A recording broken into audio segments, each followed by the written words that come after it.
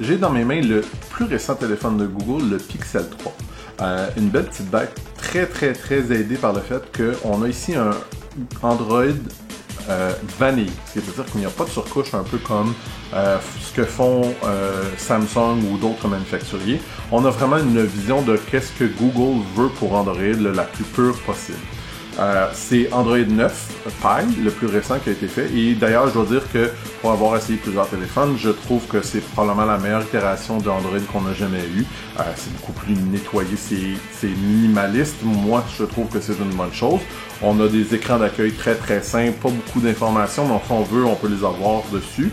On a un téléphone aussi très simple avec peu de boutons. On a un bouton pour le son, on a un bouton pour l'allumer. Pour ce qui est de l'avant, on a un écran Gorilla Glass 5, une excellente résolution de 1080 par 2160 pixels. On a une résolution de 18 par 9 pour ce qui est du ratio, pas la résolution. Une densité de pixels de 443, donc c'est vraiment là une très belle image, de très vive, des belles couleurs éclatantes. Caméra à l'arrière, on a une caméra de 12.2 mégapixels avec un objectif à f1.8. C'est à peu près le 28 mm là, de largeur. Les photos prises sont très bonnes, franchement. Là, je suis assez impressionné là, de ce que Google arrive à faire là, dans les dernières années. On a un très beau niveau de bruit, même quand il n'y a pas beaucoup de luminosité. Ça se prend rapidement. Franchement, c'est très bon. À l'avant, on a deux caméras pour faire des selfies, des égo-portraits, si vous préférez. Non, je réutiliserai pas le terme. On a une caméra de 8 mégapixels. En fait, les deux caméras sont de 8 mégapixels. Il y en a une que c'est f1.8 à 28 mm et l'autre f2.2 à 19 mm. Ce que ça permet de faire, c'est que en prenant un selfie, on peut aussi avoir une certaine profondeur de champ. Donc, vous vous ramassez avec un arrière-plan qui est obscuré, beaucoup plus crémeux, beaucoup plus intéressant. Ça fait des plus belles photos. C'est pas 100% réel dans le sens où le processeur de l'appareil photo va vous aider à créer un peu ce faux arrière-plan, mais les deux caméras aident à trouver là, où ce qui serait la distance que vous avez besoin de calculer.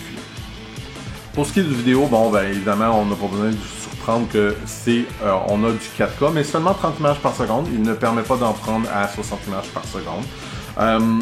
Pour ce qui est de l'assemblage en tant que tel, c'est vraiment très beau, c'est très bien fait. Il est très petit, franchement, et c'est une bonne chose.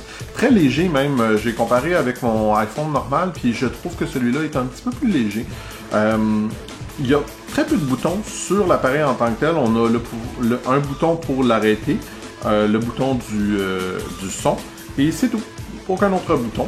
Je sais que c'est l'habitude pour Android depuis les dernières années, mais quand même.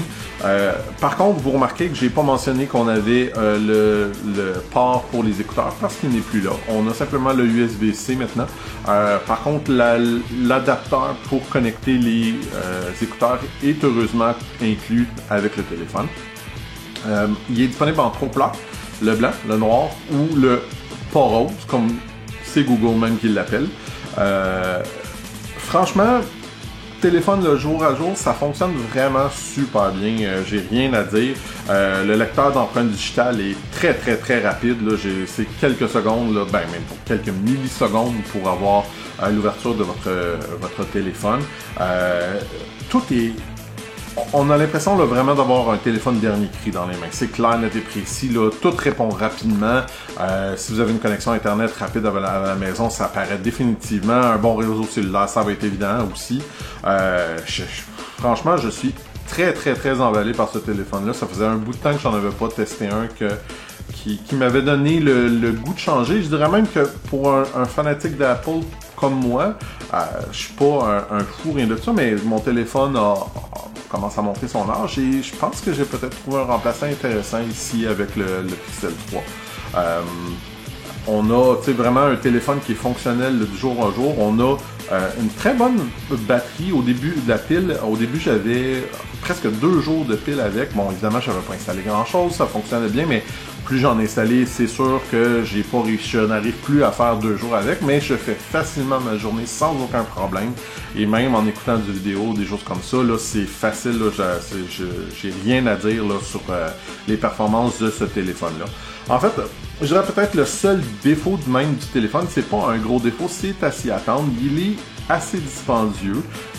Par contre, il y a quand même façon de l'avoir à des forfaits qui a du bon sens. Là. C'est pas aussi cher que, mettons exemple, l'iPhone XR de Apple, mais c'est pour les habitués d'Android quand même un peu plus dispendieux que ce qu'on voit normalement, similaire aux autres Pixels auparavant. Moi, personnellement, comme je disais, fortement recommandé. Je pense qu'il y a pas, ce téléphone-là a, pour ainsi dire, pas de défaut nécessairement. Tout fonctionne bien, une excellente qualité d'assemblage. Alors, si vous êtes amateur d'Android, c'est clair que vous avez un excellent téléphone avec le Pixel 3. Si vous préférez quelque chose d'un petit peu plus gros, il y a également le Pixel 3 XL. Sinon, peut-être qu'un amateur d'Apple comme moi pourrait aussi retrouver quelque chose de vraiment très bien avec ce téléphone-là. Définitivement, là, moi je le recommande fortement. Et si vous voulez savoir un peu plus sur les spécifications, un peu plus de détails, je vous invite à lire ma critique sur le blog Branche-toi de Best Buy. Merci!